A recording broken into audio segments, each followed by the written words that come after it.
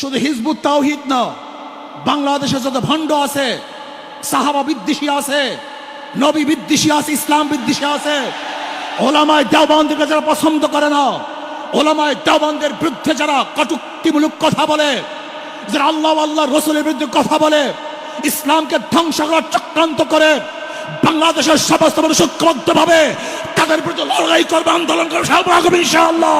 যে তাদের বিরুদ্ধে আমাদের কোনো শত্রুতা নেই, তারা ইসলামের দুশমন, আমাদেরও দুশমন। ইসলামের যারা বন্ধু হবে তারা আমাদের বন্ধু হবে। কবর পূজারী, মাজার পূজারীর বিরুদ্ধে হাজারো আন্দোলন করেছে, কিন্তু এখনো বন্ধ। এর কারণটা কি একদিন চিন্তা করেছেন? এখানে যেই লোক আসি, এই লোকেরা আজকে স্টেজে যে ওলামায়ে কেরাম আছেন এবং আমরা যদি উপস্থিত আছি, আমরা সরকারের কাছে কোনো দাবি করবো আর সরকার মানবে না, এটা হতে পারে না, এটা বাংলাদেশে হতে পারে না। তার মানে আমরা দাবি উপস্থাপন করতে পারি না, দাবি আদায় করতে পারি না। এই জন্য সরকার আমাদের কথাকে গ্রহণ করেন না, গুরুত্ব দেন না। আমি আজকে প্রস্তাব দেব আয়োজক কমিটির থেকে, আপনার স্বল্প একটা সংখ্যক স্বরাষ্ট্রমন্ত্রীর সাথে যোগাযোগ করুন, বৈঠক করুন, স্বরাষ্ট্রমন্ত্রীর সাথে বৈঠক করুন, এমনকি মাননীয় প্রধানমন্ত্রীর সাথে বৈঠক করুন। হিজবুত তাওহীদকে আমরা কেন বন্ধ করতে চাই এটা তাদেরকে বলেন, বুঝান। যদি আপনারা তাদেরকে বুঝান, আমি মনে করি অবশ্যই বুঝতে বাধ্য হবে। যদি তারা সোজা আঙ্গুলে না বুঝে, তারা বাঁকা করে আঙ্গুল তাদেরকে বুঝাবো ইনশাআল্লাহ। আমরা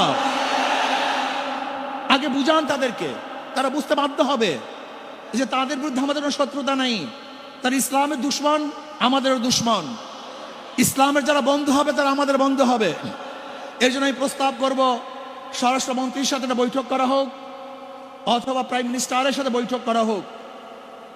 এরপরেও যদি সরকার এই ওলামায়ে কেরামের, তাওহীদি জনতার কথাকে গুরুত্ব না দেয়, তাহলে সরকারকে কিভাবে গুরুত্ব দিতে হয় সেই ব্যবস্থা আমরা গ্রহণ করবো ইনশাআল্লাহ।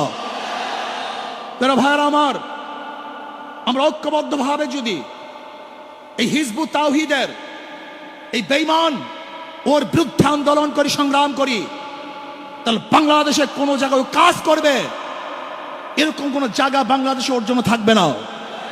সমস্ত জায়গা বন্ধ করা হবে, ওর প্রদর্শনা বন্ধ করা হবে, ওর কাজ বন্ধ করে ইনশাআল্লাহ হকের দাওয়াত গোটা বাংলাদেশে আমরা ছড়িয়ে দেব। যদি ভবিষ্যতে আপনাদেরকে আবারও ডাক দেওয়া হয়, অবশ্যই ইনশাআল্লাহ আজকে যেরকম আগ্রহ করে এখানে এসেছেন, ভবিষ্যতে আসার জন্য প্রস্তুত থাকতে হবে।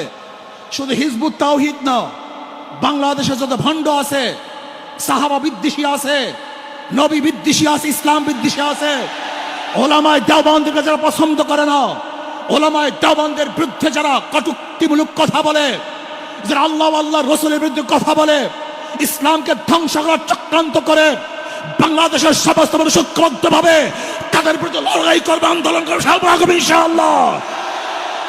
এর জন্য আসুন ঐক্যবদ্ধভাবে সবাই মিলে ঝিলে ইসলামের দুশমনের বিরুদ্ধে আন্দোলন করব, সংগ্রাম করব।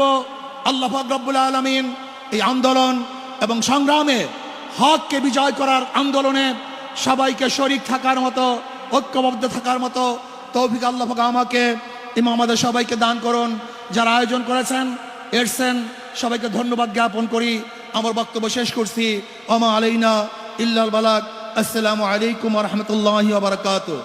সবাইকে ধন্যবাদ।